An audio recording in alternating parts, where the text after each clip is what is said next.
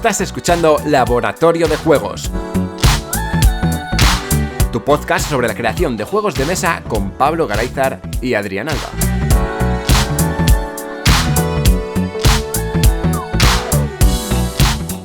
Bienvenidas y bienvenidos al tercer programa de Laboratorio de Juegos. Yo soy Adrián Alba y como siempre tengo al otro lado de la línea a Pablo Garayzar. Hola, Pablo. Hola, ¿qué hay? Y hoy traemos a un invitado especial. Vamos a estar tres en este programa y no traemos ni nada más ni nada menos que a José Antonio Abascal. José Antonio, ¿qué tal? Bueno, hola, ¿qué tal? Aquí estamos esperándos. Muy bien. Vamos a decir que estamos en la toma 2, porque hemos empezado y hemos tenido un percance que ha habido destrucción de materiales. Pero bueno, vamos a correr un estúpido velo y vamos a seguir con el programa, que es a lo que hemos venido. Para empezar el programa vamos a empezar haciendo un repaso a la pregunta que hicimos en el programa anterior. La pregunta era, ¿cuál es vuestro top 5 de juegos editados en el 2019-2020? O sea, en el último año. Ha salido una gran lista de juegos, yo tengo unos cuantos por mi parte. A mí me han comentado Copérnico, Kingdom Defenders, Silence, 24 horas, Grindom, París, la ciudad de la luz, 1987, Channel Eurotunnel, Moon, Traffic Jam, La Viña, Zumos, Troya y Berridos. Por tu parte, Pablo, ¿qué te ha salido?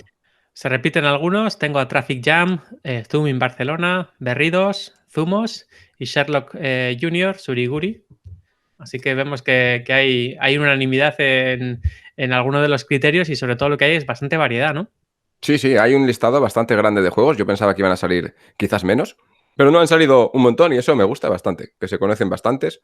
Ha estado bastante bien. Los tipos de juegos también son bastante variados. Hay algunos que son más familiares, más pequeñitos, y hay otros que tienen un poco más de chicha. Antes de seguir con el programa normal, vamos a hacer también un pequeño resumen de los comentarios que hemos tenido en el programa anterior, de la semana pasada, y así hilamos un poquito con este programa. ¿Empiezas tú, Pablo, con los comentarios de iVoox? Sí, en el último programa tenemos unos cuantos comentarios de David Sánchez Serrano, que supongo que la mayoría de la audiencia lo conocerá porque es parte de Dandra, de un estudio que hacen juegos y análisis de mecánicas de juego y de todo, y que además suelen escribir, tienen una sección sobre el mismo tema que en nuestro podcast en la revista 2 de 6 Magazine. Así que, claro, es un tema que a él le apasiona, a nosotros también, y nos comenta que en el último programa que hicimos sobre temáticas versus mecánicas, en algunos momentos hablábamos también de las dinámicas de juego sin mencionarlas como tal, y que, bueno, que creía que era importante que hiciéramos un poco la diferenciación y que incluso les dedicáramos un programa. Y yo no puedo estar más de acuerdo, porque sí que es verdad que si bien las mecánicas se implementan un poco típicamente en reglas de juego, las dinámicas son cómo interpreta cada jugador o cómo está esa regla viva en la mesa de juego que tenemos, ¿no? Y entonces, bueno, las dinámicas de juego parten de las interpretaciones particulares que hace cada jugador de esas mecánicas de juego y no son exactamente lo mismo, ¿no? Entonces, bueno, sí que es verdad que algunas mecánicas de juego van a propiciar una serie de dinámicas, pero también cuando estuvimos hablando de esto, hablábamos de que había algunas mecánicas que eran muy o sea, como decíamos, mesa dependientes, ¿no? O sea, que depende mucho del grupo dependientes, que depende mucho del grupo de jugadores para que esa dinámica brille, ¿no? Entonces, me parece muy importante esa puntualización porque creo que las temáticas y las mecánicas son algo que se puede diseñar, pero las dinámicas hay que propiciarlas y no siempre lo conseguimos como autores, aunque pues tenemos algunos trucos para desarrollarlas. Y luego, bueno, nos da su felicitación por animarnos a meternos en este fregado y tocar estos temas y bueno, que está esperando nuevos programas, así que le agradecemos muchísimo su ánimo y sobre todo sus apreciaciones técnicas porque también hacen que seamos más exactos con la terminología. Quizás debamos dedicarle otro programa a definir muchos de los términos que vamos a usar en el podcast para que la gente no se pierda, ¿no crees? Sí, de hecho, ese programa ya se está cociendo, ya se está preparando y llegará prontito. Si no es el siguiente, será dentro de 2, pero sí. Has puesto la probeta en el fuego, ¿no? En el laboratorio. Sí, ya está todo a fuego muy lento, bien. Pero ya está todo preparado. Plop, plop, plop. Ahí, vale, muy bien. Bueno, siguiendo con los comentarios, tenemos algún comentario de Íñigo Maestro en YouTube, que nos dice, yo lo voy a leer directamente, no tengo tanta memoria como para acordarme de todo lo que dijo, así que voy a ello. Aunque me gustan los abstractos y también muchos euros con temática pegada que tienen muy buenas mecánicas, para mí siempre es un plus aquellos euros cuyas mecánicas representan de forma cercana y original la temática tratada, aunque no tengo unas mecánicas tan bien engrasadas como otros cuya temática resulta irrelevante. Imagino que la inmersión que me producen me hace disfrutar más de ellos, aun siendo consciente de que mecánicamente podrían ser mejores. Yo creo que aquí lo que sí prima, ¿no? Le prima un poquito más lo que es la temática, ¿no? Sí, le gusta mucho más la temática que lo que sería una mecánica. Sí, hay gente que lo que está buscando son experiencias de juego que sean inmersivas, que tengan narrativa, que tengan una historia por detrás, y las mecánicas, bueno, le ayudan a eso, pero tampoco quieren que haya una innovación constante de mecánicas, porque eso también es lo que te hace también tener que volver al libro de reglas, ¿no? Muchas veces dices, va, pues Sí. es que esto es como en este otro juego, así que no lo tengo que mirar y ya está, y eso que te ahorras, pero sí, claro, si estamos innovando constantemente en mecánicas, pues vamos a necesitar pues permanentemente durante la partida recurrir al libro de juegos y de reglas, y eso te puede sacar un poco de la inmersividad que ha planteado el autor o autora, ¿no? En este contexto, por ejemplo, una campaña enorme de Kickstarter que está ahora mismo en marcha, que es la de Hell, pues está teniendo mucho éxito por el tema inmersivo, narrativo, las figuras, el arte, todo lo demás, pero ya han dicho, y sin ningún pudor, que mecánicamente no están innovando nada y que, bueno, que no es el fuerte del juego. Aún así, la gente está entrando a tope, pues básicamente por eso, ¿no? Porque están buscando, pues que una temática que les motiva y que, bueno, una mecánica que ya conocen, y seguir insistiendo en lo mismo, ¿no? Lo que me he dado cuenta es que en el programa anterior, por ejemplo, pues no comentamos la importancia que puede tener quizás una temática a la hora de eso, de recordar cómo funciona un juego, porque si mecánicamente está bien implementado con la temática, pues muchas veces no te hace falta saber cómo funciona, sino que temáticamente ya vas a intuir cómo puede funcionar. Sí, que estén bien engarzadas hace que no haya que pensar, y cuando no hacemos pensar a nuestros jugadores, pues lo pasan bastante mejor. Sí. Bueno, voy a leer el último comentario que tenemos así un poco relevante en Instagram. Esta vez es de C. Daunes, Carlos Daunes, me imagino que es, amigo nuestro. A la hora de comprar un juego, normalmente primero me fijo en la temática. Si esta no me llama, normalmente no lo compro. A la hora de crearlos es diferente, no siempre es igual. A veces me viene una mecánica a la mente y pienso qué temática le vendría mejor. En otras ocasiones pienso en un tema y busco una mecánica o mecánicas que se adapten bien a este tema. No hay una ciencia exacta, combinan según el momento y, por supuesto, siempre hay que buscar dejar buenas sensaciones. Para eso hacemos juegos. Vale, la última frase estaba un poco rara escrita, por eso me traba un poco. No pasa nada. Hilando con esto, José Antonio, ¿tú qué prefieres? ¿Temática o mecánica? ¿Qué es lo que priorizas? Vamos a ver. Yo siempre, vamos a ver, ¿cómo lo miramos? Como autor, como jugador y como autor, tanto en un caso como en otro, siempre miraría la mecánica. Lo que pasa es que entiendo que como están saliendo los juegos últimamente, sobre todo los euros, pues no puedes comprar un euro pensando en una innovación mecánica, por lo menos últimamente. Casi todos son juegos que evolucionan mecánicas anteriores, y al final, pues bueno, pues en base a eso, pues tienes que tener mucho más en cuenta tal vez la temática, porque no puedes esperar una innovación mecánica, excepto excepciones. ¿Cuál fue la última mecánica que se inventó? ¿Cuál? ¿La del dominio, tal vez? ¿El de Wielding? Es que podría ser Roll and Ride, igual la última. Bueno, el Roll and Ride ya existía, ¿no? Hace bastantes años. Lo que pasa es que ahora se ha puesto de moda. Creo que es distinto. Tampoco soy así tan entendido. Pero vamos, yo siempre busco la mecánica. No soy tan inmersivo. O sea, yo creo que hay jugadores que necesitan esa inmersión en el juego, y yo no la suelo necesitar. No. Sí, tú vas a la mecánica pura y dura, al engranaje, ¿no? Sí, pero bueno, lógicamente una temática que adorne siempre contribuye, eso está claro. Bueno, pues vamos a empezar a hacer una pequeña entrevista a José Antonio. La hemos dividido por partes y la primera, pues bueno, va a ser centrada un poco más en conocer cómo llegaste al mundo de los juegos de mesa. Cuéntanos. Bueno, ¿Desde qué punto de vista? ¿Desde jugador? ¿Desde autor? Desde jugador. ¿Cómo conociste el mundo de los juegos de mesa en general? Bueno, mira, yo lo de los juegos de mesa, sin embargo, yo nunca... mira, yo era un niño, pues que era de los que estaban en la calle, que, bueno, pues lo único que hacíamos era, pues, inventarnos cada día un juego distinto si era posible, pues nada, jugar mucho al fútbol, pues a pescar y todo esto, en fin. Los juegos un poquito de toda la vida. Entonces, vale, yo era de esos. No descubrí los juegos de mesa, lo único que conocía, pues los típicos del parchís, de la oca y todo esto. Uh-huh. Luego, claro, según voy creciendo ya después ya conocí el ajedrez, conocí pues los juegos clásicos, los juegos de cartas, me gustaba la escoba, la pocha. Ya empecé a conocer el juego de rol casi a los 18, 20 años. Antes no lo había conocido. Y eso sí que ahí me metió un poquito, una época en que tuve un par de años. Eso fue gracias a un amigo que teníamos que ahora está de... Joder, es un personaje. Es ahora cura. Es cura de la zona de Soba, de Cantabria. Es uno de las primeras personas que ha utilizado la tecnología en misa. Al principio incluso iba con tablet y la verdad es que se quedaba la gente alucinada. Bueno, pues ese es el que hizo de máster con nosotros para meternos como grupo un poquito en el rol. Jugué al Señor de los Anillos, a la llamada de Zulu. La verdad es que estaban muy bien. Luego a veces nos reuníamos en alguna casa de algún amigo, ¿sabes? Que bueno, pues lo hacíamos todos con las luces apagadas, a veces con velas, todo esto. Bueno, le dábamos un poquito de...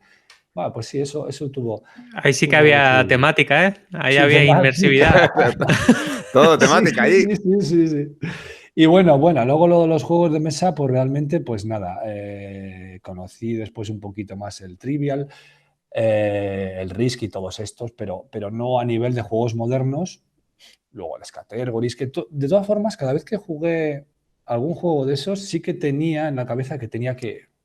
Siempre se me venían ideas de que esto podía funcionar mejor, esto no, ¿sabes? O sea, el espíritu de creador le tenía antes incluso que el de jugador.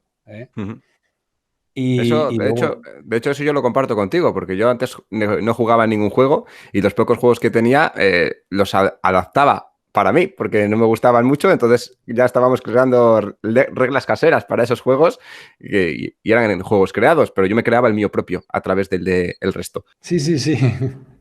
Bueno, pues nada, no sé si es seguir contándote sobre cómo evolucionó. Luego después, cuando empecé a conocer los juegos modernos, pues ya fue una situación después de haber creado, yo creo, después de haber creado algún juego, fue cuando conocí los juegos modernos, que no conocía, ni siquiera el Catán ni el Carcassonne.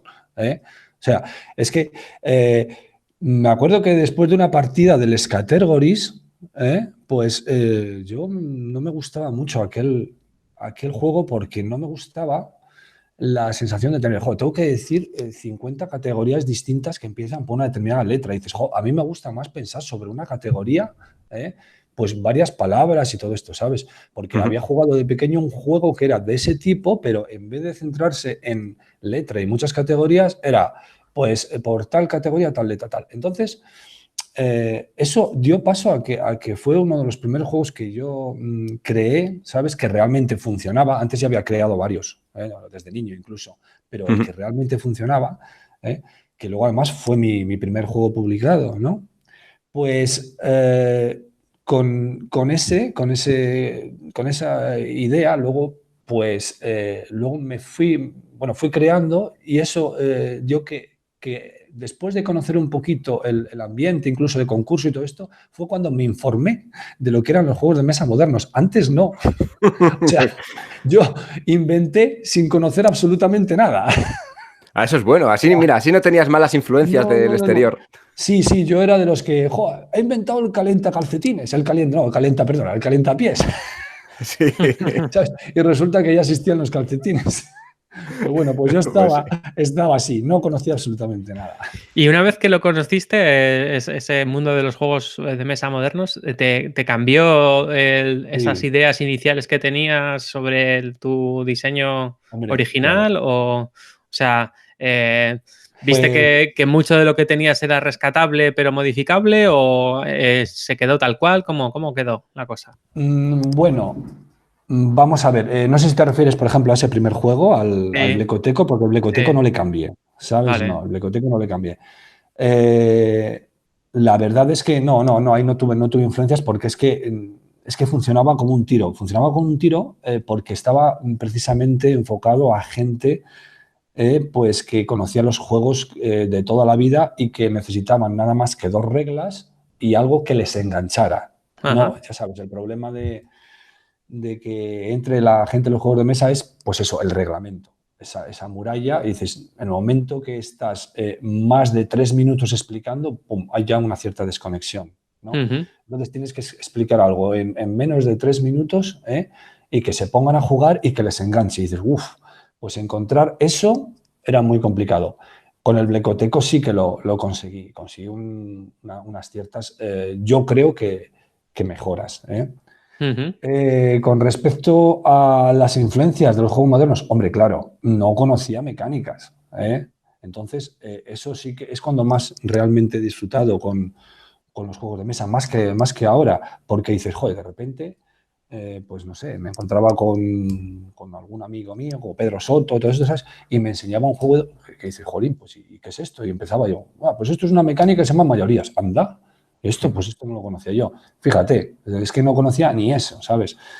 Y cada juego en sí, además, es que tenía nuevas. Era una aventura, entonces sí que una aventura mecánica, y eso sí que es verdad que ahí es donde realmente disfruté, ¿sabes? ¿Sueles jugar entonces a juegos que no sean tuyos, ni prototipos, ni nada? Me suena que tenéis en Cantabria algún grupete por ahí, ¿no? Sí, hay un par de ellos. Hay un grupo en Torrelavega que nos reuníamos en torno a un bar que conocíamos como Bar de Carlos, que, bueno, si tú le buscabas no le encontrabas porque no ponía Bar de Carlos por ningún lado. No, es que el bar se llama California, pues tampoco le ibas a encontrar porque no ponía Bar California por ningún lado. En fin. Reuniones secretas, ¿eh? Sí. Pero ahí empezaba a reunirme hace 10 años. Antes no. Y luego hay otro grupo que, bueno, pues es Pedro Soto también y amigos, que ahí es donde, bueno, pues he estado conectando más con este mundo, porque cada vez que él, pues, me enseñaba un juego, pues mira, vas a conocer esto, tal. Claro, pues quería enseñarme cosas para que me sirvieran de estímulo, y la verdad es que ha sido muy, muy interesante todo ese proceso, y todavía me queda mucho, porque como jugador me queda muchísimo de conocer. No, quizá eso también es lo que te puede ayudar a crear con menos ataduras, ¿no? O sea, que nos queden cosas por conocer. Mira, no, eso es muy interesante. Siempre es la dicotomía esa de ¿es preferible conocer muchos juegos para tener un baúl o una biblioteca de mecánicas donde poder acudir para hacer tus juegos? ¿O es preferible que intentes buscar soluciones por tu cuenta y no conozcas mucho? A ver, esa pregunta, bueno, vamos a ver, ahí hay un genio o hay genios como que no necesitan conocer, y es el caso de Reiner Nietzsche, ¿no? Pero bueno, la verdad es que pues hay algunos más, pero la mayoría no estamos ahí. Entonces sí que es verdad que necesitamos esa biblioteca de mecánicas, pero nunca hay que descartar la posibilidad de encontrar nuevas soluciones sin buscar en ese baúl, que al final te puedes autoengañar, porque al final crees haber encontrado algo distinto y resulta que es que dices, no es que lo hayas inventado, es que en tu inconsciente has recordado algo, ¿sabes? Pero bueno, puede hacer una combinación que igual en ese momento no existía, una combinación de mecánicas, y dices, sí, coño, aquí ha surgido algo nuevo. Lo que creo es que el autor siempre tiene que intentar buscar no solo en lo conocido, sino también en sí mismo. Tiene que buscarse como autor. Tener un sello propio, entonces una forma de hacer las cosas. Sí, claro, por supuesto. Sí, es verdad que puede haber un sello propio. Lo que pasa es que luego cuando tenemos un sello es como que tampoco... Una losa, ¿no? Que tienes que mantener ahí. Hombre, si tú eres el de los cooperativos, tienes que hacer todo cooperativos, ¿no? Bueno, así, ¿no? ya, y que claro, quieres salir de ahí. Aparte de que es que esto no... Siempre pasa que cuando algo has hecho, como que quieres hacer otra cosa, ¿no? Eso, cambiar un poco el aire de lo que estás haciendo. Eso no sé si es un error, ¿no? Porque... No, yo creo que no. Yo creo que probar a hacer cosas diferentes va a hacer que evoluciones tú como creador y que, es más, de hecho, aunque hagas algo diferente, aunque no funcione, te va a valer para ver de forma diferente lo que tú haces habitualmente y darle un enfoque nuevo. Yo creo Sí, que es eso, importante. eso sí que, esa parte sí que es interesante. Mm. Sí, exactamente, sí, ahí estoy bastante de acuerdo Sí. contigo. De hecho, Luego, a mí sí, me pasa, también. déjame un segundo, Pablo. Sí. A mí me pasa, ¿no? Que yo odio los juegos de subastas, por lo general. Bueno, odiar. No me suelen gustar, por lo general. Y un día me puse a diseñar uno y eso me ayudó a ver cómo funcionan los juegos de subastas, qué problemas me pueden surgir con esos juegos y esos problemas encima extrapolarlos después a otro juego que no tenga por qué tener esas subastas, sino que me ha abierto una puerta a un mundo completamente diferente que yo jamás habría tocado. Sí, es que es muy interesante. Ahí es donde puedes encontrar también un nicho, a veces donde encontrar una nueva, más que encontrar una nueva mecánica, sino una nueva aplicación. Es decir, mira, pues esto, dices, ¿por qué los euros tienen que tener esta y esta mecánica? ¿O por qué los familiares tienen que estar así? ¿O por qué tal? Dices, coño, ¿y por qué no voy a meter esto que conozco de este tipo de juegos aquí? Lo pruebas. ¿Qué pasa? La originalidad puede ser mayor, la probabilidad de que funcione es mucho menor. Está claro. Pero sí, claro. Entonces, ¿qué es lo que haces? Tirar a lo seguro, que ya conoces, y que es más fácil que construyas un juego que funcione, o intentar innovar y pegarte de hostias, porque al final tienes que pegarte muchas hostias para encontrar algo. Las hostias son buenas, con las hostias aprendes siempre. Sí, sí. A veces es mejor que se las con... pegue otro y ver por dónde no ir. Bueno, alguien se las tiene que pegar. Sí, sí, eso No, está claro. pero cuando encuentras algo que es un poquito distinto y funciona, es como un subidón Un que te subidón engancha, ¿eh? total. Sí, Sí, sí. yo Totalmente de acuerdo. en esta dicotomía que se plantea, creo que es muy, muy interesante pues, lo que te pasa a ti, ¿no? Primero eres un poco verso libre y tal, tienes cierto conocimiento, pero tampoco enciclopédico sobre el tema, pero tienes el teléfono del que sabe, ¿no? Entonces, muchas veces dices, bueno, te presento este prototipo y de repente te dicen, no, pues es que aquí estás haciendo algo muy parecido a lo que hacía tal, ¿conoces este juego? ¿Conoces este otro? ¿Conoces tal? Entonces, si tienes un conocimiento muy enciclopédico, quizá estés demasiado limitado y demasiado constreñido a todas las cosas que se te encienden en la cabeza cuando intentas hacer algo, ¿no? Pero si tienes un poco la osadía, ¿no? La osadía que igual nos caracteriza a los tres, de decir, va, pues me voy a animar a hacer algo propio, lo haces y luego, bueno, luego sí que viene muy bien pasar por el filtro de alguien que sí que tiene la BGG entera en la cabeza, ¿no? Y te puede decir cómo va. O hasta tú mismo, realmente, e incluso ha pasado muchas veces que, bueno, crees haber descubierto algo y dices, jo, pues mira, esto tal. Y bueno, pues mira, en base a esto he hecho un pequeño juego tal y todo esto. Y luego dices, bueno, como sabes que hay tantas cosas inventadas, dices, voy a ver qué hay por ahí de este tipo. Entonces metes ciertas palabras a buscar en el Google y dices, y siempre sale algo. Y dices, joder, esto se parece a la hostia. Entonces, ¿qué? ¿Te inventado el Monopoly, desmoraliza? ¿no? Ya. Te desmoraliza. No, bueno, esa fase la superé ya. Sí. Pero no hace tanto, ¿eh? Pero sí que entonces ahora mismo está bien la parte esa de decir, voy a ser un verso libre sin conocer y luego a ver si hay algo, porque tienes que conocer el mercado para no hacer el ridículo, ¿no? Yo Eso creo ya que hay me que pasó hacer... una vez. Ya me pasó una vez que me presenté a un concurso en la BSK e hice un juego. Resulta que había uno que era bastante clásico, o sea, no sé si conocéis el código 777. No. Bueno, bueno, pues hice un juego bastante parecido a ese y bueno, pues es un poco de deducción a adivinar con qué cifras tienen los contrarios de acuerdo a unas losetas que son vistas, en fin. Hice algo parecido con cartas, porque el juego consistía en, tenía que ser 18 cartas. Digo, wow, pues mira, se me ocurrió eso. Y luego miré y digo, jo, pero si está esto. Y es un juego que es súper conocido. Entonces, lo primero que hice fue, oye, que me retiro un concurso. Y yo lo había presentado. Que me dijo el que está en la BSK, José Carlos de Diego, me dijo, oye, no, pero es que yo no te voy a retirar, tendrás que decírselo tú a la gente. Y dices, bueno, sí, así lo hice. Así que vaya metedura de pata, pero bueno. Bueno, pero tú lo hiciste con buena intención. Yo creo que la creatividad hay que dejarla siempre libre, funcione o no funcione, porque si no hacemos cosas creativas, al final es todo sota, cabello y rey y no evolucionamos nadie. Bueno, no lo hemos comentado antes, Pero claro, José Antonio es autor ya de ¿cuántos juegos? ¿De 4 o 5 exactamente? 4. Publicado, sí.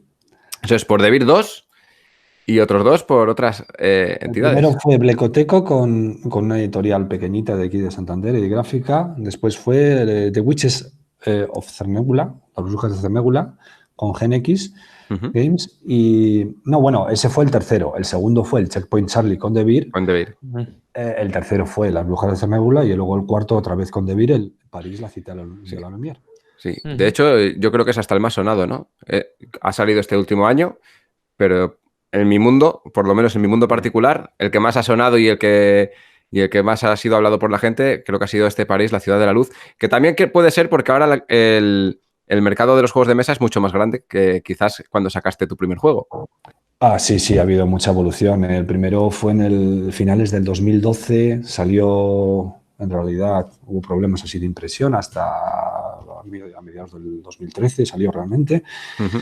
Bueno, no, en primavera del 2013. Y luego ese ¿no te compraron la idea una editorial estadounidense o algo así? Sí, a ver. Eso también es un puntazo, ¿eh? Sí. Simplifan es una editorial que tiene en su catálogo pues como 100 juegos. Por eso te digo que tú dices, una editorial pequeñita en Cantabria. Sí, una editorial pequeñita en Cantabria, la primera tirada, pero la segunda fue en Estados Unidos a todo trapo. Sí, bueno, es que de hecho la caja de gráfica era muy pequeñita, casi de bolsillo, se puede decir. Bueno, la podías llevar en el bolsillo de una chaqueta porque solo tenía de componentes, eran un reloj de arena, tenía 10 cartas, pues solo tenía 10 cartas y 9 dados, y bueno, tú tenías que aportar lápiz y papel. Y nada más, solo tenía eso, ¿sabes? Y el reglamento. Y sin embargo, la americana, dices, pues hicieron una caja, pues que era, yo qué sé, era tamaño casi Monopoly, era brutal. Dices, bueno, y parece que como para justificar aquello, dices, vamos a meter más cartas. Y el mismo juego lo hicieron con 140 cartas. ¿De 10 a 140? De 10 a 140. ¿Qué pasa? Que en el... Madre mía. Sí, en el de 10 cartas, en cada carta de esas venían 6 categorías. Era un juego, era como... Sí que es verdad que había cogido como influencia les categories, y por eso hice un juego familiar. Bueno, lo que quise hacer con aquel juego fue intentar adaptarle a la gente que le gusta contestar rápido y a la gente que le gusta pensarlo un poco más. Entonces, tenía un doble concepto que de una manera muy sencilla se sintetizaba en el juego y la verdad es que funcionó muy bien. Sacaron todas las copias que sacaron, se han vendido, luego ha habido la gente también que ha querido hacerlo. Pero el tema de las 140 cartas era porque cambiaron... cada carta de esas que tenía 6 categorías, pues ellos hacían 6 cartas, ¿sabes? Claro. Y luego, los dados, cada dado que tenía 6 caras, cambiaron 4 de 6 caras también por otras tantas cartas. No, bueno, perdona, no. Cambiaron 4 dados de 20 caras, de cartas, no, de 20 caras, por 80 cartas, ¿sabes? O sea, claro, cada cara del dado tenía una letra, era... y resulta que la sacaron como carta aparte. Entonces tenías, por un lado, la categoría, por otro lado, la letra. Y al final, pues era una barbaridad. Digo, parece que era como para justificar el precio. Bueno, no sé, yo... Tampoco era muy caro, eran sobre 32 dólares, me parece. Pero tuvo además allí 4 premios en Estados Unidos. Qué bien. Ese juego, y la han vuelto a reeditar. O sea, cogieron la licencia por 5 años y ha vuelto a reeditarse esa licencia en 2017, creo. O sea, que todavía están vendiéndole allí, ¿eh? El que sí que ha tenido un montón de reediciones y ediciones ha sido el Checkpoint Charlie, ¿no? Hoy. El Checkpoint Charlie, bueno, sí, aquí ya fueron, bueno, pues en poco palabras mayores en cuanto a idiomas, por ejemplo, porque creo que han sido 13 idiomas los que ha salido. Y sí, me parece que habían contado eso en 13 idiomas. Sí, que no sé, China, Corea, Japón, Rusia, pues eso, Alemania, Francia, Grecia, Polonia. La verdad es que, y luego pues eso, todo América, porque Devir está en todo América. y también llevan Italia y Portugal, o sea, todos esos idiomas han salido. Sí, la Tiene que verdad hacer es una que ilusión alucinante, ¿no? Ver ahí a tu criatura en kanjis chinos y en sí, sí. coreanos y tal. Sí, la verdad es que le tengo una estantería y puedo ir cambiando cada mes de idioma. Sí. ¿Te mandan las copias del Checkpoint Charlie traducido? Sí, por lo menos Qué una bien. copia de cada, de cada idioma me han mandado, sí. Casi para hacerse una mesa entera con todas las copias. No, ha sido, la verdad es que creo que hayan quedado contentos los de David. Yo quedé muy contento también con el resultado tanto del juego, de las ilustraciones, del trabajo de producción, de las interpretaciones que han hecho. Todo, la verdad es que no lo podía haber hecho yo mejor, eso está claro, si me dedico a producir.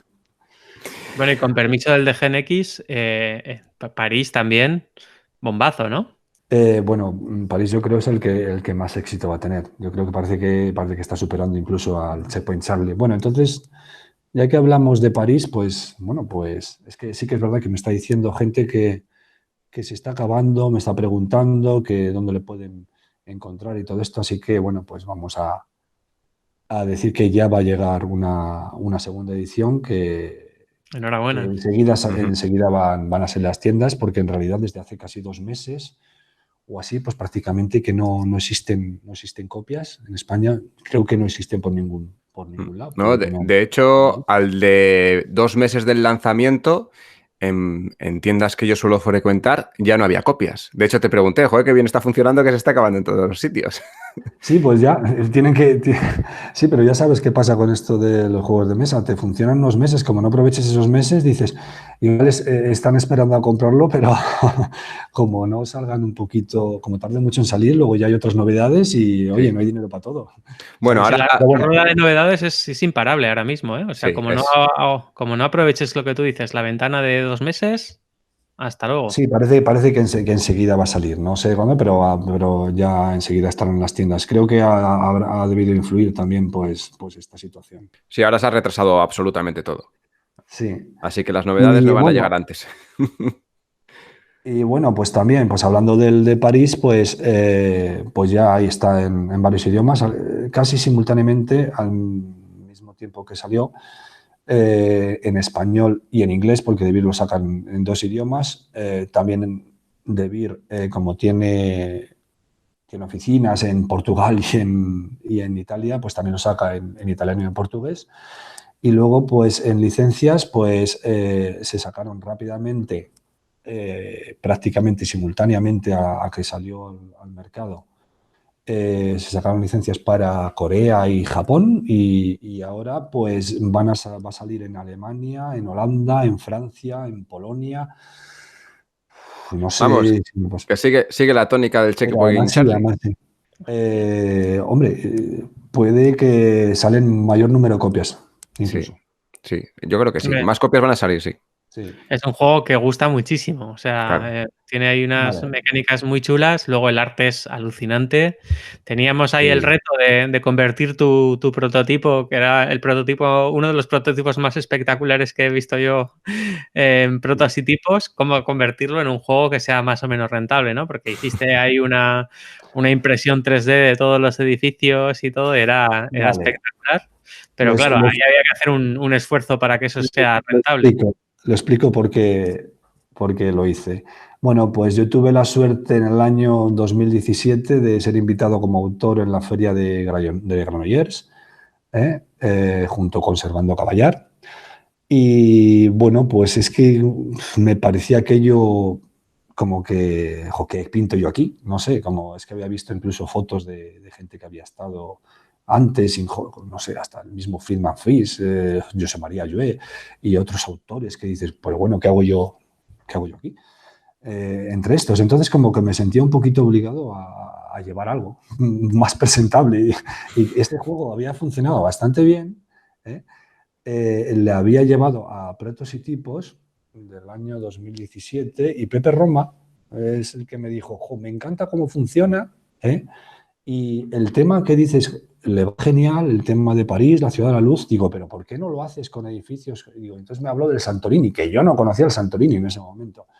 Y entonces, ¿verdad? Empecé a investigar y cómo al Santorini era un juego abstracto que no había tenido mucha repercusión cuando estaba en 2D y sin embargo lo sacaron en 3D, sacaron un Kickstarter y lo petó, ¿no?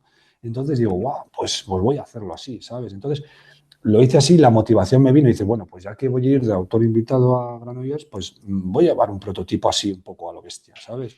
Hiciste tu Y proto de domingo, ¿no? Y como me metí con lo torpe que soy yo con la informática, me metí a aprender algo en diseño en 3D y todo esto, ¿sabes?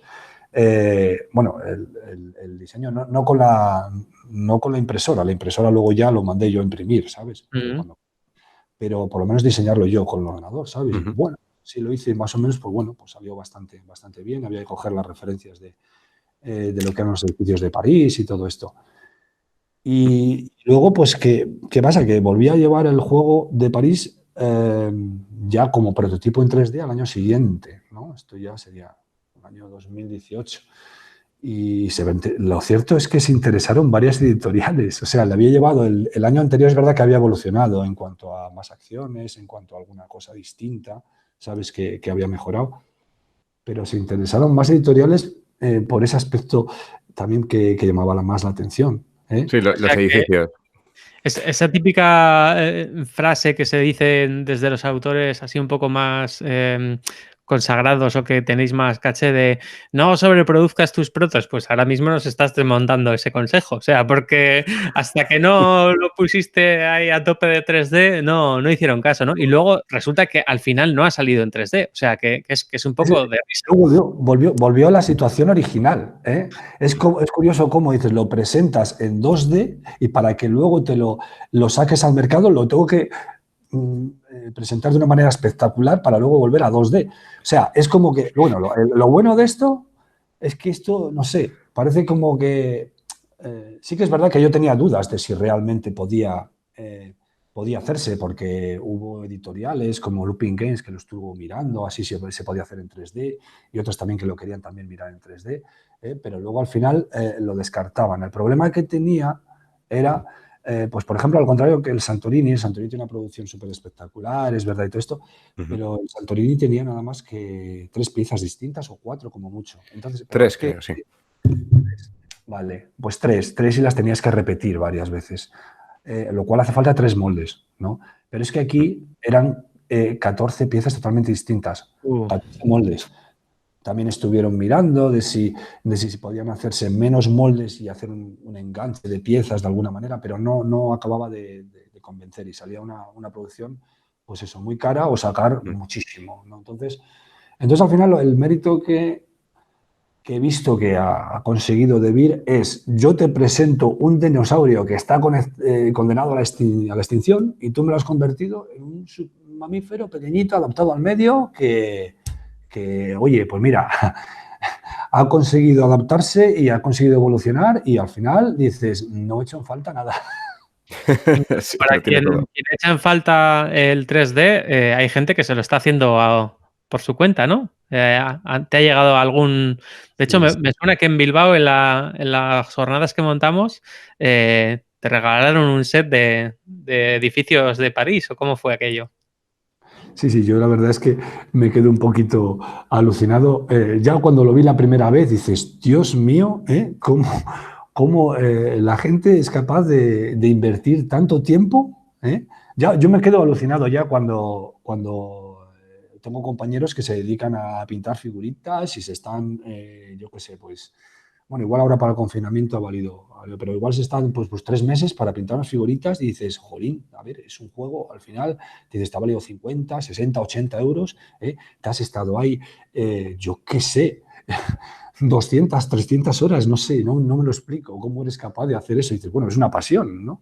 Pues esto también parece ser que también hay gente que se apasiona por hacer diseños estos en 3D y encima es para compartirlos con todo el mundo, ¿sabes? Digo, guau, por lo cual, dice, oye, yo incluso se lo he agradecido personalmente, que ha quedado un resultado genial, y nada, que le he dado la enhorabuena e incluso le he dado las gracias también. Sí, de hecho, bueno, el hobby, es que el hobby la gente lo que quiere con su hobby es si yo hago algo que me gusta y encima no puede disfrutar más personas, la mayoría de nosotros yo creo que somos altruistas en ese sentido. Que luego nos vienen unos dineritos, pues bien, pero si no, yo creo que nos gusta compartir las creaciones, al ser humano en general, me refiero. Sí, aquí Entonces, es un ambiente fantástico el que se encuentra dentro de los juegos de mesa, que parece que en otros ambientes, no sé, el literario, por ejemplo, pues parece que no hay tanto buen rollo. No sé. sí, ahí ya no estoy tan metido, pero sí, No, tenemos suerte.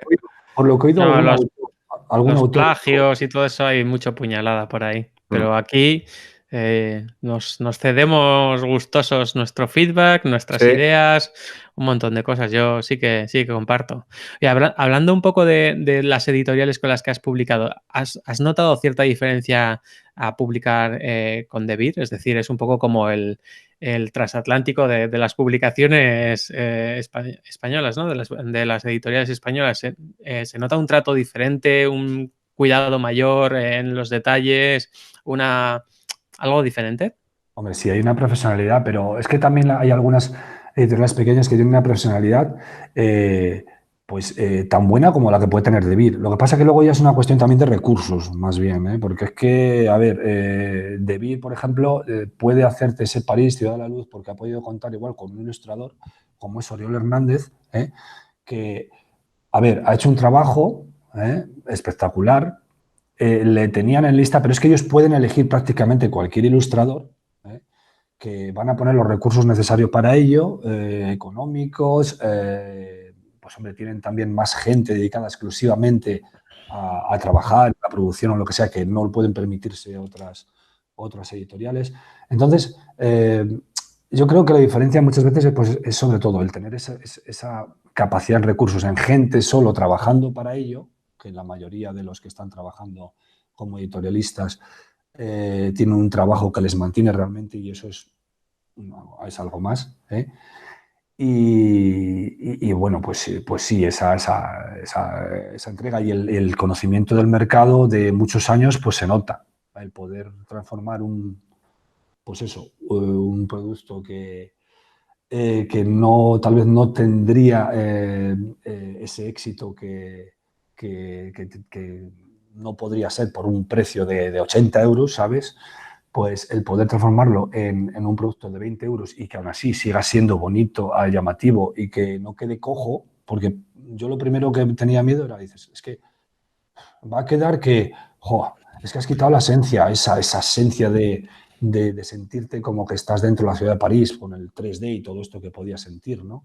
Sin embargo, las ilustraciones, el invento de las postales, porque eso ha sido propio de Debir,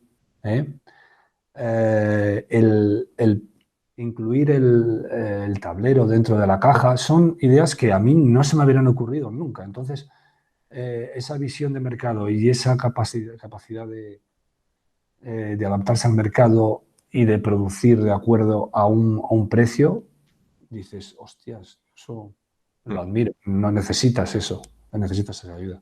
Podríamos decir que igual algunas otras editoriales hacen el juego que pueden hacer y en Debir tienen los suficientes recursos como para hacer el juego que quieren hacer.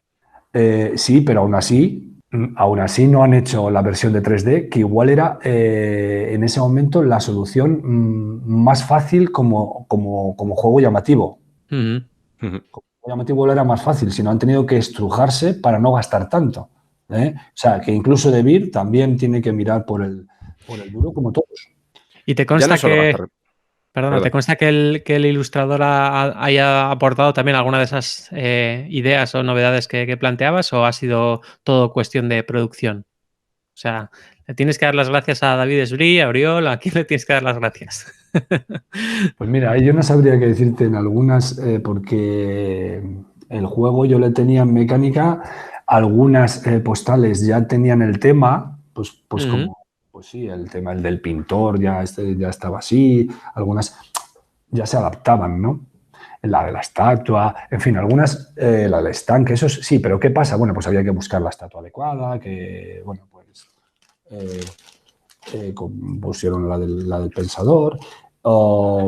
En fin, muchas estaba claro que que algunas ya estaba el tema puesto, pero la mayoría, sin embargo, el tema le han buscado ellos, ¿sabes? Y las imágenes y todo esto, pues eso ha sido pues principalmente, imagino que acuerdo entre David Esbrí y el ilustrador.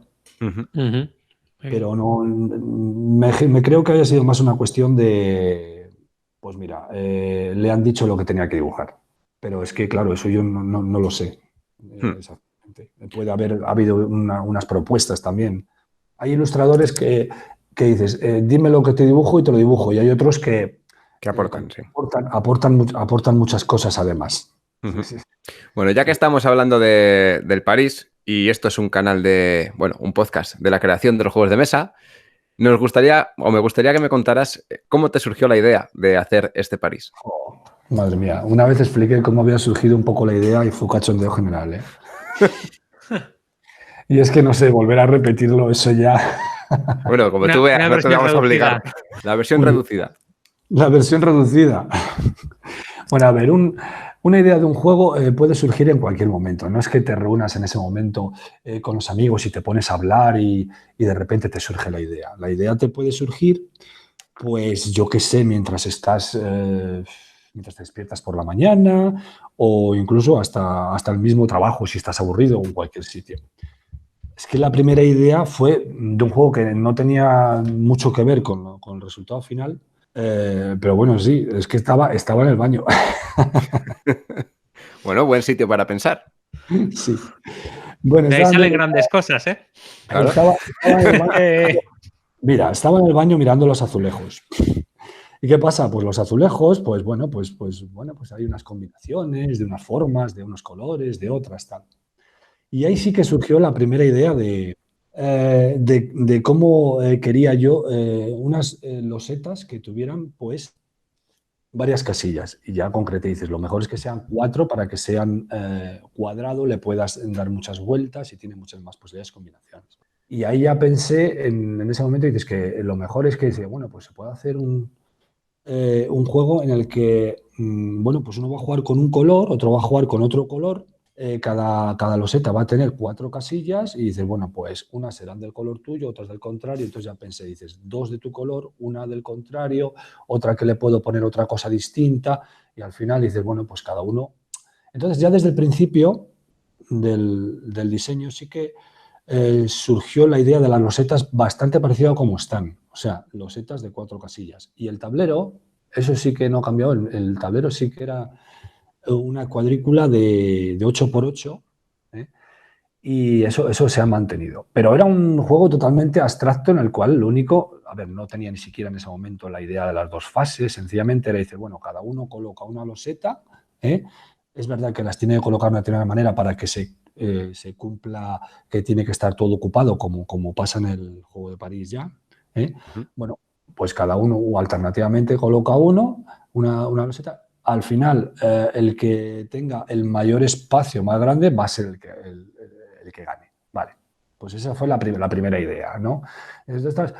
Entonces, sí que es verdad que había una cuarta casilla, y dices, 2 casillas de tu color, una del color del contrario y otra que era un concepto de una casilla que era de acuerdo a una mayoría, ¿sabes? Que ahora tampoco voy a explicar. Muy bien.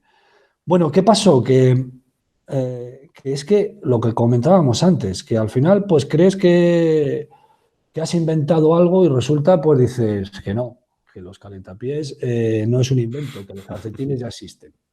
Vale, pues entonces ya había, por lo visto, un juego clásico que era de colocación de losetas sobre un tablero que sencillamente pues tenían pues 2 casillas, una del color tuyo y otra del contrario. Entonces, cada jugador coloca una loseta alternativamente y lo que se trata es de tener el mayor espacio al final de la partida. El que tiene el mayor espacio con mayor número de casillas gana. Bueno, pues entonces digo, ¡guau!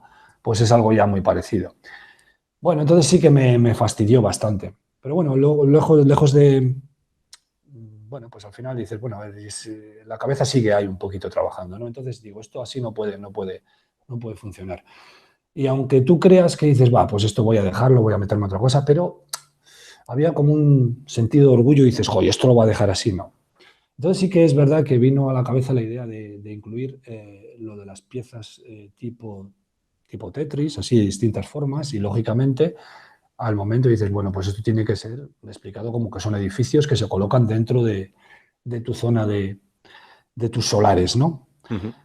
Y bueno, pues también lo apliqué. Bueno, entonces ya que estamos así, te hablo un poquito de cómo ha sido ya todo el desarrollo.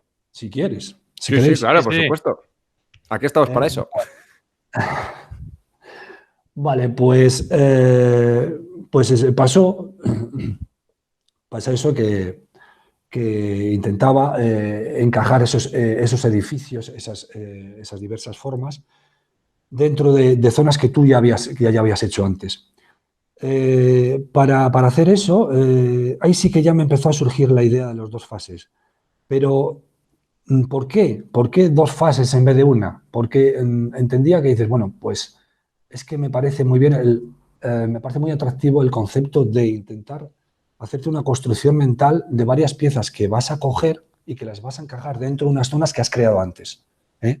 Ujú. Y eso ya pues, ponía una construcción dentro de tu cabeza que es mucho más estratégico que directamente el poder colocar directamente en una fase, ¿no? Entonces ahí surgió. Luego también, claro, me vi forzado a cambiar un poquito, ya que dices, ya tienes una nueva idea, la de incluir edificios. Digo, bueno, pues aquí, ¿cómo ibas a puntuar los edificios? ¿Cómo vas a puntuar? Tenía muy claro que los edificios los tenía que puntuar por su tamaño, eso es evidente, no es lo mismo colocar una pieza de 3 casillas con una de 6. Entonces, lógicamente, dices, tiene que influir.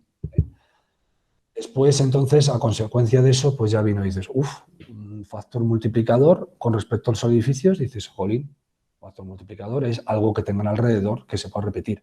Entonces, eso es lo que ya hizo incluir las farolas dentro de esas losetas de cuatro casillas. Entonces ya teníamos la situación de que, bueno, pues tenemos ya las dos fases. Y en una primera fase dices, vale, pues tengo que coger los edificios o colocar una loseta. Y dices, ese tema me parece muy interesante. Y dices, ¿qué hago primero?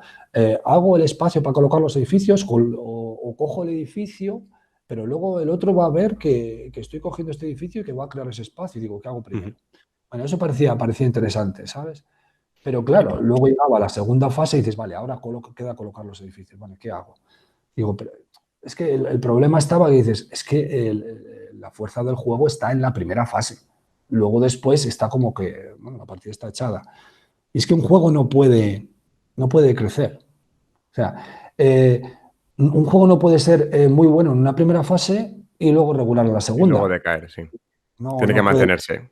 Se Ahí, rompe. ahí está un poco lo que comentábamos al principio del programa del tema de las dinámicas, ¿no? Dinámicas de juego. Tú, como bien has comentado, tenías una mecánica base que funcionaba y que era robusta y sobre ella le has ido añadiendo cosas porque quieres generar ciertas dinámicas. Vamos a meter estrategia y vamos a intentar hacer dos fases para que pues, esa primera fase tenga un reflejo en el final del juego.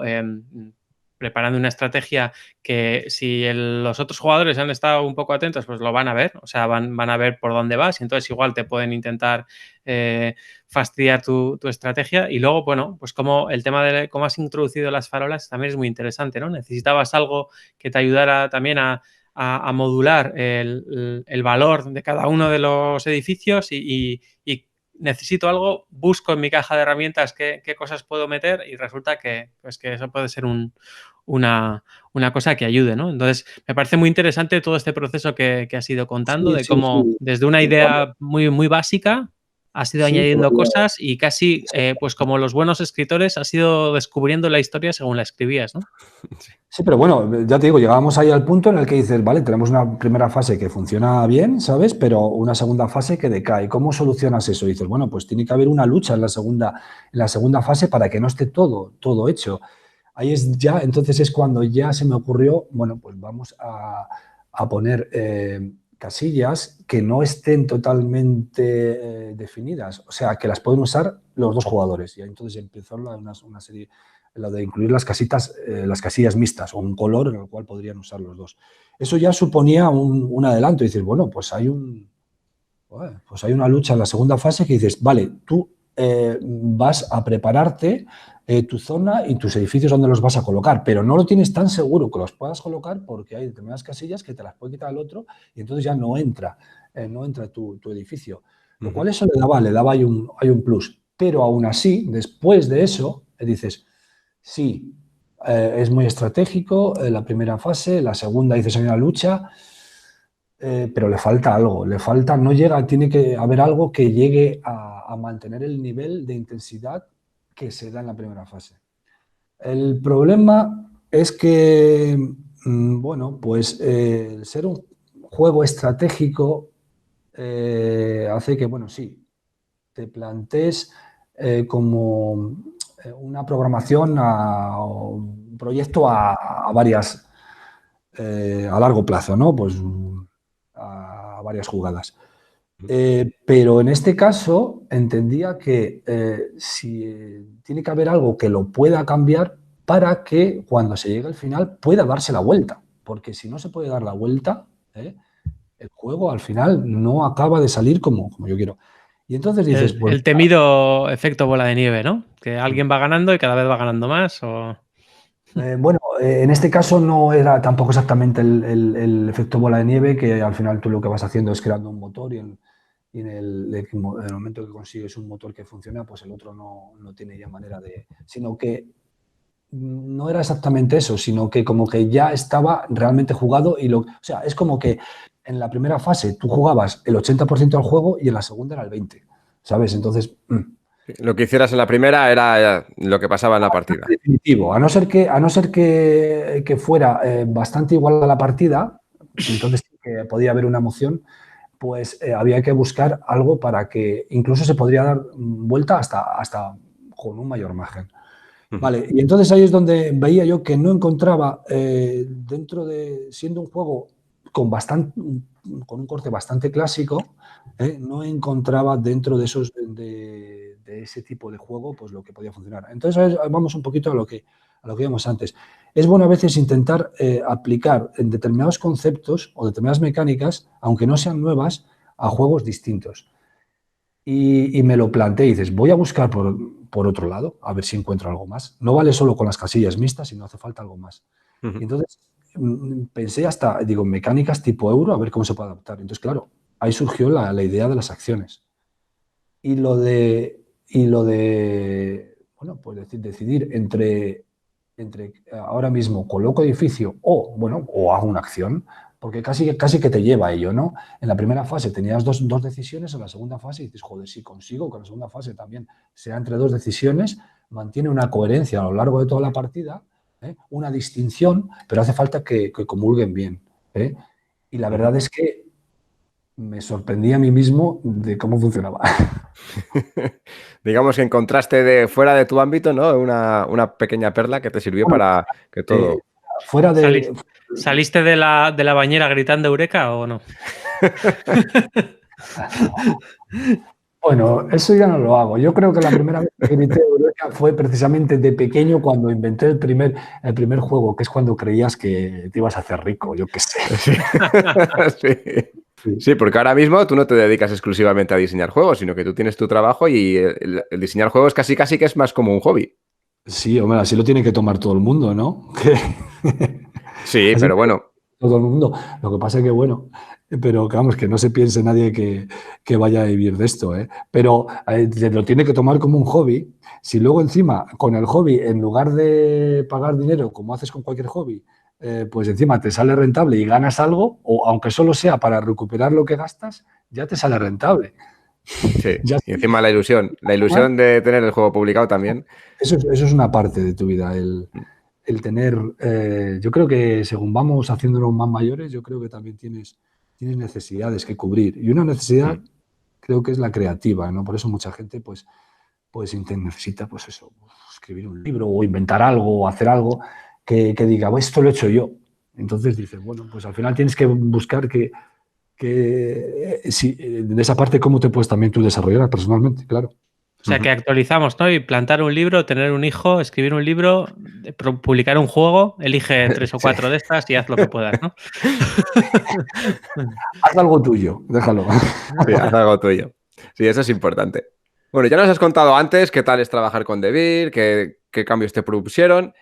Y bueno, quiero hacerte una pregunta. Siendo el arte final un aspecto final del juego, el arte final y el aspecto final del juego, que es una decisión que al final toma la editorial, ¿no? ¿Tú qué cambiarías de cómo ha salido el París? ¿Qué le cambiarías al juego si lo tuvieras que producir tú sin tener en cuenta costes de producción ni nada? O sea, si tú pudieras hacer el juego que tú quisieras hacer, el diseño final, ¿qué cambiarías? Vamos a ver. Yo, desde luego, al principio, incluso después de haber firmado, reconozco que una ilusión era pues hacer el juego en 3D y lo veía como... Pero eso era al principio. Luego, es que incluso hasta después de producido, en un primer momento, me costó ver la satisfacción del juego volviendo a pasar del 3D al 2D, ¿sabes? Y sin embargo, pues las ilustraciones... la ambientación del juego han conseguido que no lo echo de menos. Y aparte que ya tienes esa posibilidad de hacerlo incluso Sí, ya con una impresora 3D. No me atrae mucho lo de hacer Kickstarter, sobre todo, pero por el lío que es. Ya no solo la cuestión económica de que te salga rentable o no, sino la cantidad de problemas en los cuales tienes que meterte y para eso pues podría hablar mucho más, por supuesto, Pablo. Sí, estoy esta semana, así que te envidio mucho que hayan decidido otros todo ese tipo de cosas. Te envidio mucho porque con la campaña actual de Arqueras de Naz me estoy volviendo loco también. Tú igual, si alguna vez quisiera hacer algo, no te escapas que voy a por ti. Tú vete aprendiendo porque así me lo ahorras en otro momento a mí. Sí. Bueno, o sea, que te gusta tal y como está, quedas encantado. Quizás echas de menos los edificios 3D, pero bueno, el arte ya te digo que te ha quedado chulísimo.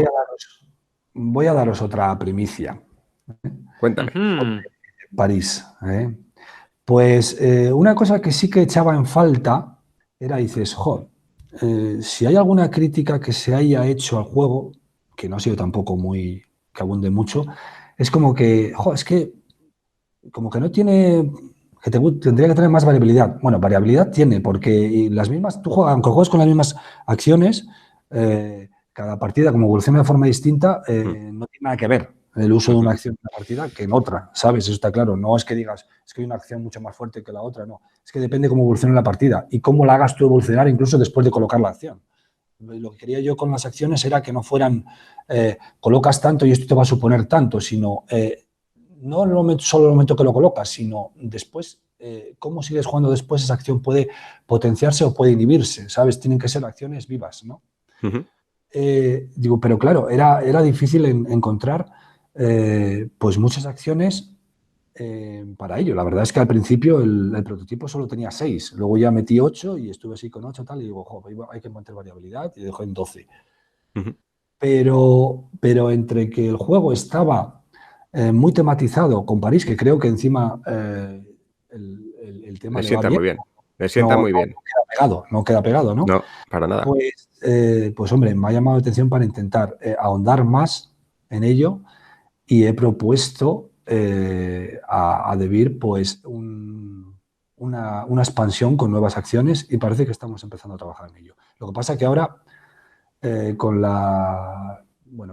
esta situación pues no se retrasará. Pero vamos, desde luego no hay fecha, espérate a ver si sale, pero hay buenas perspectivas. Sí. No hay nada confirmado, pero es algo en lo que estás trabajando. Estoy trabajando ya de una forma avanzada, quiere decir que las ideas están. Ahora hay que ir perfeccionando las ideas, pero las ideas están. De hecho, yo te he visto testearlas y todo, o sea que no es una idea que tienes todavía. No está todavía en la fase cuarto de baño. Está ya. No, es que si fuera así no diría nada. No, la fase cuarto de baño. No.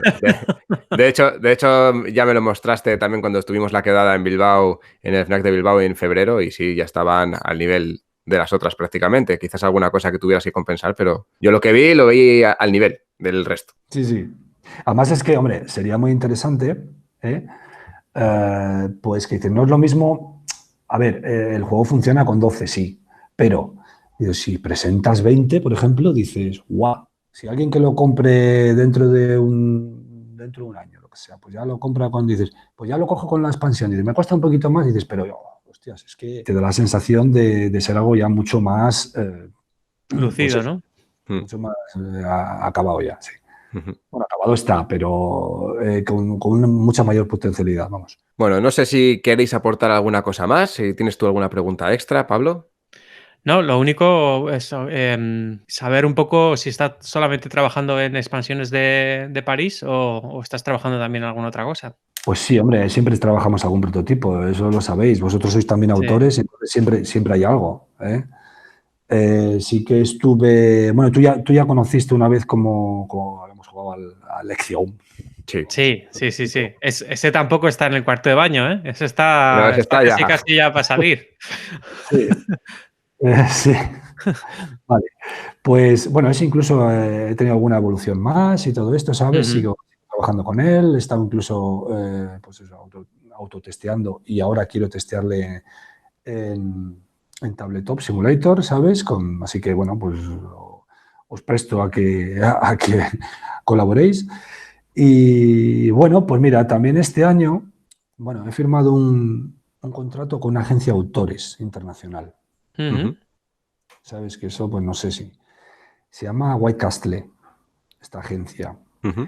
Esta agencia, pues, bueno, pues ha sacado varios... Lo que hace es, bueno, se pone en contacto con los autores, ayuda incluso a desarrollar un juego y luego lo que hace es presentarle, evidentemente se queda con un porcentaje, y ayuda a presentar y a promocionar el juego en ferias internacionales, que dices que tú no te puedes desplazar, que no tienes esos idiomas o que no tienes ese tiempo para moverte. Y además tienen la posibilidad de contactar con editoriales que de otra manera no podrías llegar tú a ellas, ¿no? Y entonces, pues mira, tú también conoces aquel juego de las pulgas, ¿te acuerdas? Ah, sí. Sí. Sí, eso lo he visto yo también. Muy chulo. Yo he jugado y me gustó un montón.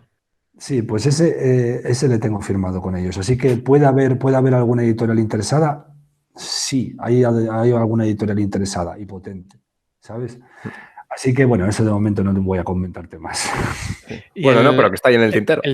El tema de White Castle sería que ellos cobran por un porcentaje y ya está, o tienes que pagarles tú antes de antemano. No, mira, ellos no cobran nada. Bueno, vale. Parece ser que sí que tengo entendido, pero eso no estoy seguro yo, porque eso no lo he trabajado yo nunca, que hay veces que estas agencias, esta creo que también, pues como que ayudan a desarrollar un juego por un precio también, pero no sé, pero sería como dos negocios distintos, ¿no? Sí. Ellos en este caso se han interesado al juego y claro, no te cobran nada porque te han ayudado. Alguna idea sí que ellos conocen el mercado.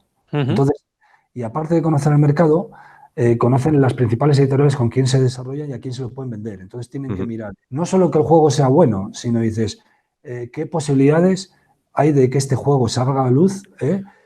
Y si es posible que con éxito, claro, ¿no? Entonces, claro, eso no lo puedes ver tú. Ahí dependes mucho de lo que te digan ellos. Ya simplemente por eso, aunque luego al final no te lo cogerían, ya te podría hacer una aportación muy interesante, está claro. Pero es que, bueno, en este caso, por ejemplo, se han interesado. Y en la feria de Nuremberg hubo 2 editoriales grandes que se han interesado. Tenés ahí como un demostrador internacional, ¿no? Sería la empresa esa. Es interesante, es muy interesante. La verdad es una opción también importante. Bueno, lo que es interesante para el autor nuevo es, pues hombre, también estas agencias, igual también el yo presentarles, mira, es que yo he hecho esto ya. Entonces, cierta ventaja para que ellos se puedan interesar a su vez. Dice, bueno, pues, sí, que igual con un novato, un primerizo, pues igual no trabajan de la misma forma. Yo le fui a presentar una cosa, ¿sabes? Y ellos al final dices, no me interesa eso exactamente, pero enséñame qué más cosas tienes. Así que y al final, pues mira, te voy a enseñar esto. Y les gusta, muy bien. Sí, y una pregunta sobre White Castle. Entonces, tú cuando firmas con ellos el juego, me imagino que firmas un juego concreto y ya digamos que como que ese juego digamos que es suyo. Bueno, no suyo, en el sentido de si tú has firmado con ellos, tú luego podrías sacarlo por tu cuenta. No, tú tienes los derechos de autor. Ellos tienen los derechos comerciales. Y lo que está claro es que tú no... A ver, hay unas condiciones. Tú, por ejemplo, no puedes negociar aparte, ¿sabes? No puedes... Es que tú le entregas y dices, no puedes coger y decir, bueno, le has entregado ese juego, ¿no?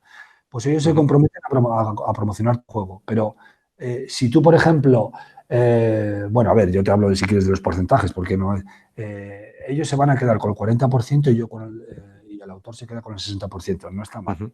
Es decir, es evidente que ellos tienen que tener un porcentaje que les va a servir de motivación. Y normalmente las agencias de autores está entre ese 40 y ese 50%. Incluso puede ser más, o sea, el autor puede ganar más de ese 60 cuando ya tiene un nombre y ha trabajado con ellos, ¿sabes? Incluso podría subirle eso, pero de principio ellos ya dicen, no, nosotros pagamos esto. Ya te digo, está muy bien, es como una inmobiliaria cuando quieres vender un piso, ¿no? O sea, algo así, te comprometes a no venderlo tú de forma directa y ellos pues tienen mucho interés en venderlo porque se van a llevar una buena tajada, ¿no? Entonces es un win-win, ganan los dos. Aparte, si yo lo vendo por otro lado, yo tengo que responder por medio del contrato, tengo que pagarles a ellos, ¿sabes? Sí. Pero bueno, a ver, a mí me ha parecido bastante justo. Aparte de que es una empresa que lleva años en el mercado. Sí, eso da tranquilidad. Mira, en Devir precisamente el Razzia ha salido por ellos. Sofía Wagner, que hizo el Noria, por ejemplo, ¿sabes? Sí, eso te iba a decir, que era de una autora que no era española. Y ha salido como juego de Devir propio. Sí, como juego de Devir. Bueno, pues ha tenido que repartir beneficios Sofía Wagner con White Castle y, hombre, ha tenido que salir rentable porque a Sofía Wagner, que es encantadora, la verdad es que he coincidido con ella no solo en Essen, sino también mismamente en DAO, en Barcelona y hoy se ha movido mucho, y que ya no es una autora primeriza, entonces pues ya también es importante. A la misma agencia le interesa que haya autores también de renombre, ¿no? Claro, tener un portfolio ahí potente es importante. Sí, pero es interesante esta empresa, pues sobre todo no solamente para los autores con renombre, sino para gente que tenga juegos y no sepa cómo lanzarlos al mercado ni nada y no quiera lanzarse en una campaña de Kickstarter, ¿no? Que lo tenga en el cajón y, pues bueno, igual estás con White Castle y a lo mejor tienes la oportunidad de poder sacar ese juego a la venta. No vas a sacarle un rendimiento económico tan grande como si lo sacaras por tu cuenta, pero creo que al ser un mundo en el que... Bueno, igual sí, pero al ser un nicho en el que nos movemos, en el que tampoco vivimos de ello, pues no sé, creo que es una muy buena alternativa. Te nombro editoriales con las que ha estado hablando del juego. Blue Orange, Gigamic, Uch, Speedwise, ¿sabes? No sé si conocerás. Sí, Blue Orange tengo yo de hecho varios juegos en casa de Blue Orange. Pues con esas editoriales está en contacto. ¿Y qué pasa? Que Blue Orange... Blue Orange no está interesada. Bueno, estaba interesada, ya no voy a comentar, se había interesado, parece que Hutch, ¿sabes? Y es una editorial que también tiene pues, juegos como el Kailus y luego muchos abstractos como el Hive, como el Camisado, como las del proyecto Gift. O sea que... Sí, que muy en la línea de tus juegos. Bueno, yo al principio empecé con juegos así familiares, después estoy con estos, pero hay que reconocer que los juegos abstractos igual es de lo que mejor se me da. Yo todo lo que he conocido tuyo que haya jugado y haya probado es todo abstracto y me parece que tienes una mente mecánica para poder hacer que eso engrane perfecto, maravillosa. Sobre todo es bastante interesante que no tiras tampoco de matemáticas y de Excel y de ese tipo de cosas, ¿no? Sino que es un poco iterar, repetir hasta refinar, ¿no? Y hasta el final llegas a productos súper terminados y que funcionan como un reloj suizo. A ver, la matemática siempre está, ¿eh? Claro, sí.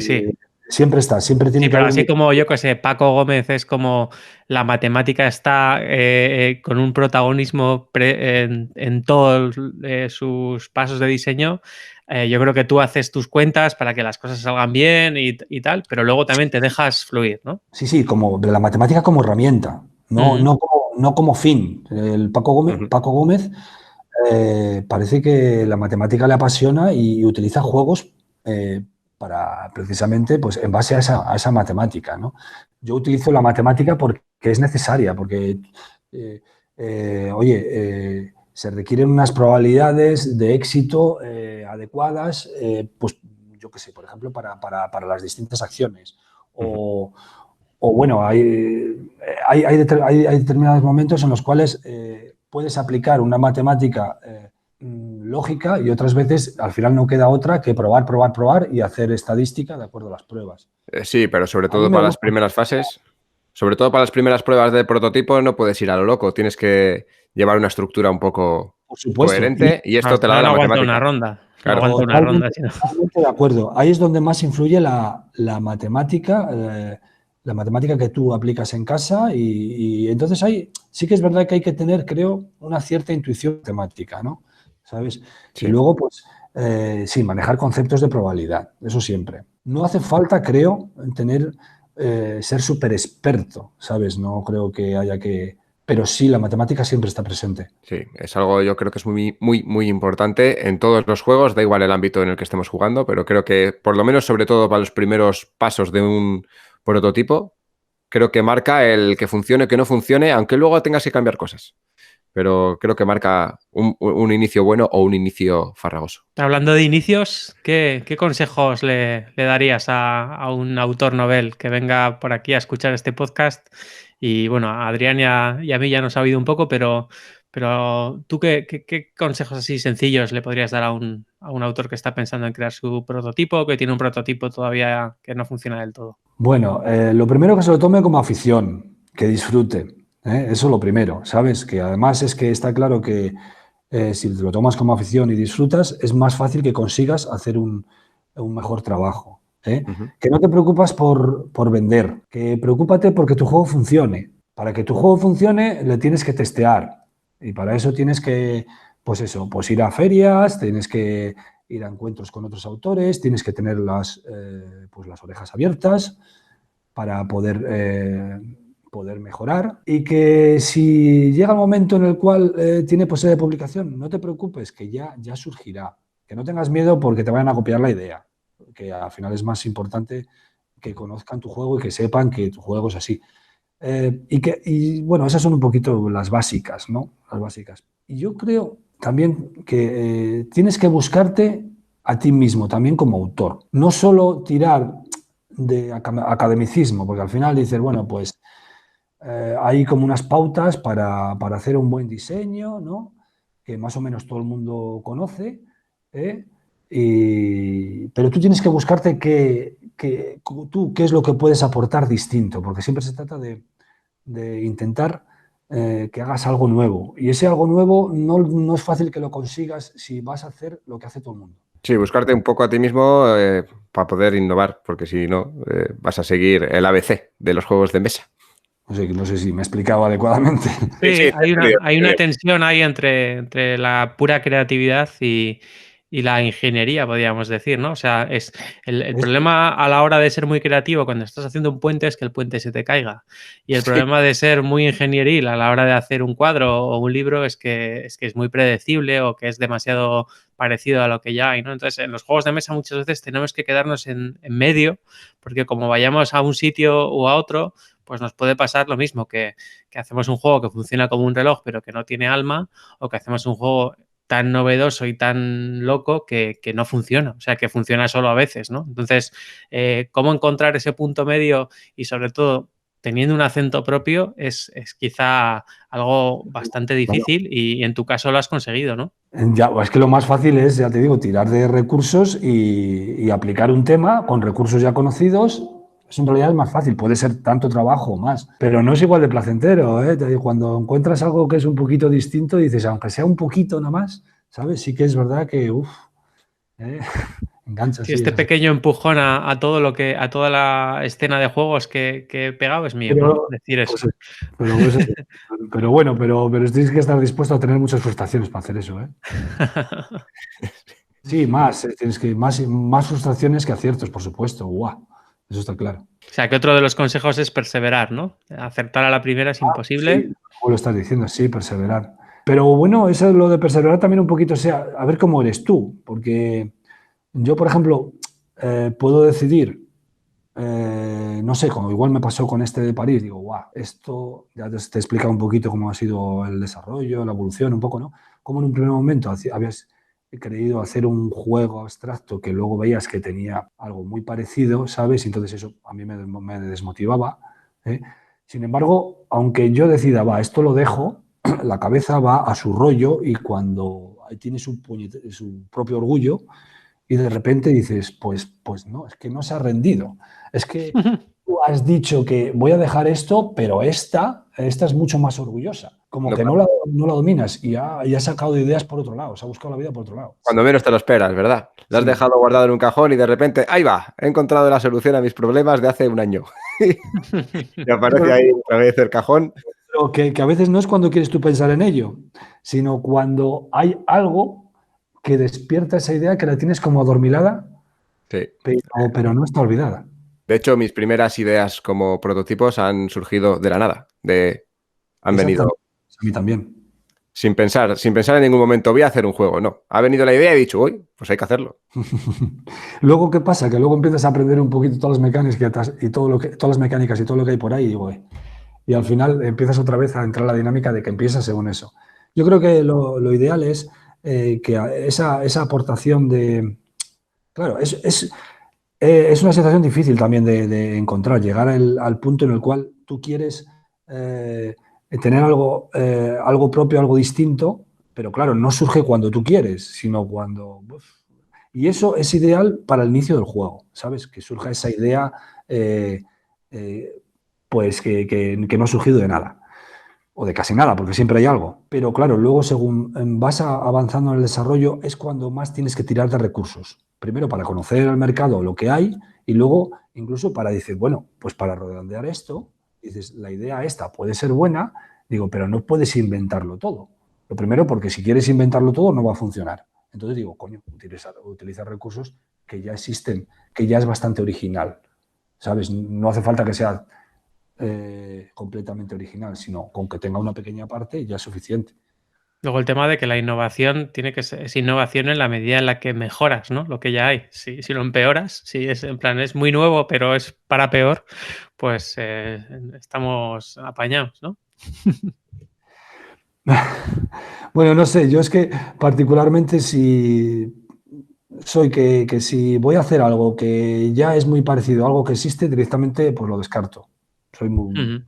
En el aspecto no me animo a hacerlo.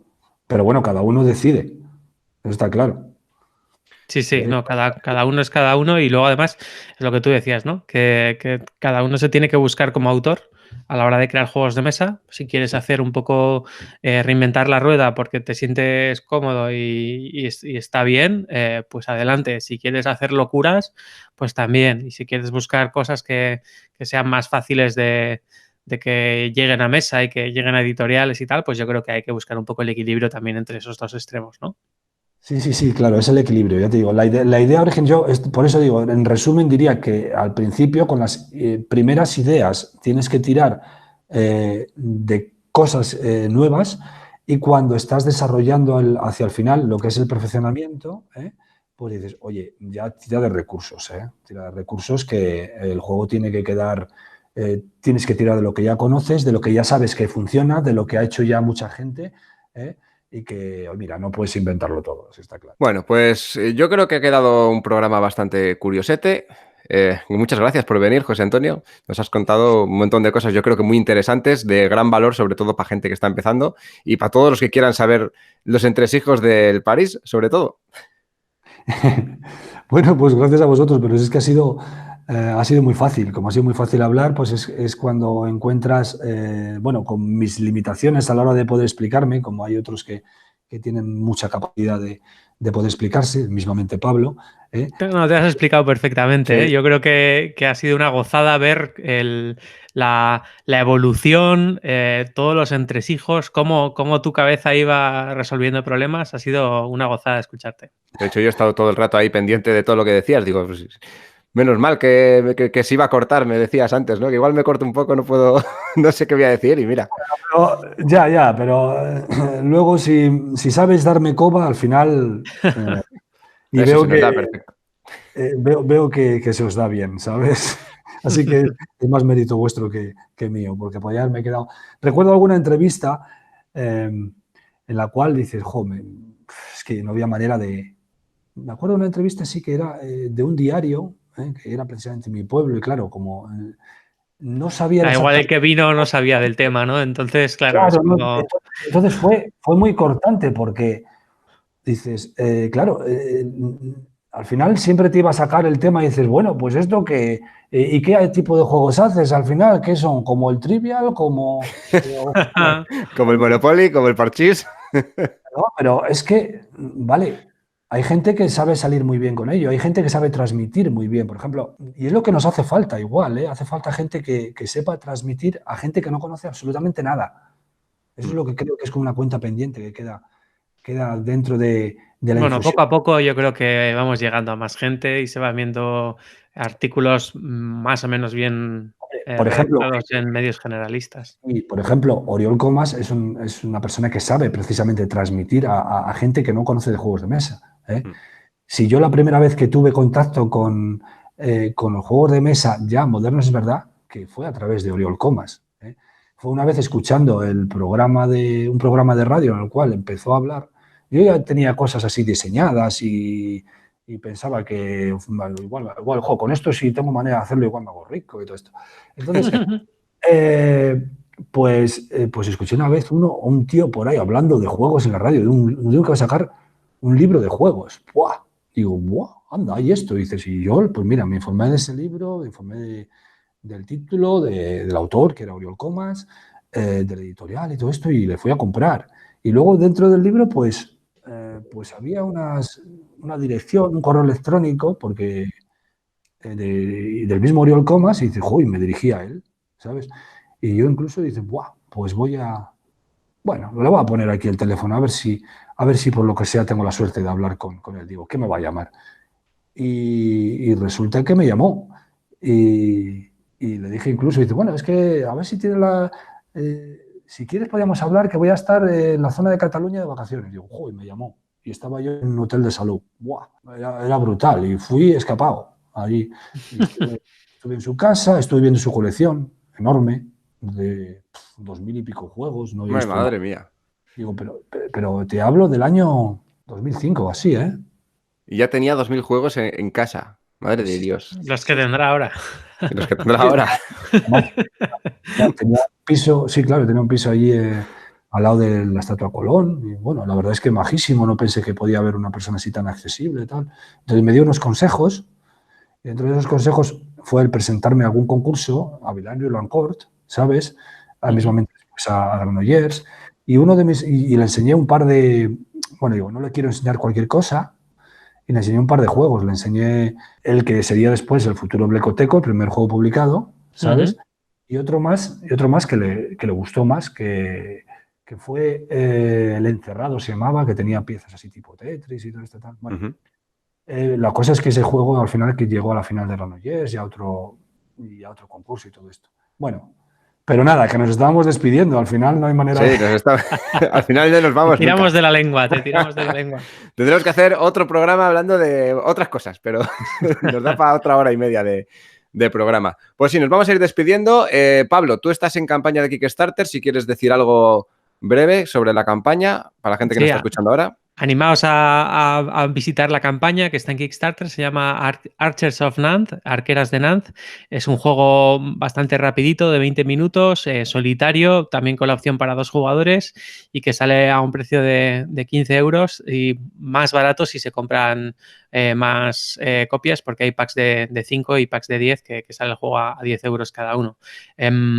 Es un juego que tiene la particularidad de haber estado ilustrado por Pedro Soto y además tiene un componente educativo. Sirve para explicar en un contexto fantástico medieval conceptos relacionados con las bases de datos y la informática. Vale, pues vais a tener en la caja de comentarios de cualquier sitio donde estéis escuchando este programa, ya sea en iVoox, sea en YouTube o sea cualquier otro lugar donde podéis escucharlo, pues ahí vais a tener en la caja de información el link a la campaña Kickstarter. También os dejaremos link a la reseña por si queréis ver el juego, cómo funciona y demás. Y también a las redes, ya que estamos despidiéndonos, pues a nuestras redes sociales. José Antonio, no sé si tú tienes alguna red que tengas así pública o solamente manejas ya lo privado en ese tema. No tengo red. Yo solo tengo, pues eso, tengo Facebook y tengo Instagram y ni siquiera tengo Twitter, ¿sabes? Y tampoco soy muy... no te prodigas en las redes. No me prodigo tanto en las redes sociales, no. Para uso personal y y para gente cercana, entonces. Pues para el siguiente programa es difícil plantear la pregunta que queríamos hacer en este programa, que siempre dejamos una para el siguiente. Así que vamos a dejar así un poco en el aire. ¿Qué conocéis del lenguaje lúdico? ¿Qué palabras existen raras o qué palabras conocéis que puedan adaptarse a este, bueno, pues eso, al lenguaje lúdico? Al principio decíamos, por ejemplo, grupo dependiente. Por ejemplo, bola de nieve. Dinámicas de juego, ese tipo de cosas, ¿vale? Eso es. Un nuevo vocabulario, sí. Vamos a intentar hacer eso, vamos a intentar hacer un listado y que nos sirva también para ir comentándolas en siguientes programas, para que vayamos entre todos formando ese diccionario lúdico que nos ayude a comunicarnos mejor entre creadores y autores, ilustradores y jugadores sobre todo. Pues nada más, nos vemos en el siguiente programa de Laboratorio de Juegos. Hasta luego. Adiós. Hasta luego. Puedes seguirnos en las redes sociales, Instagram y Twitter, @laboratorio_POD. También puedes escucharnos en YouTube, Laboratorio de Juegos.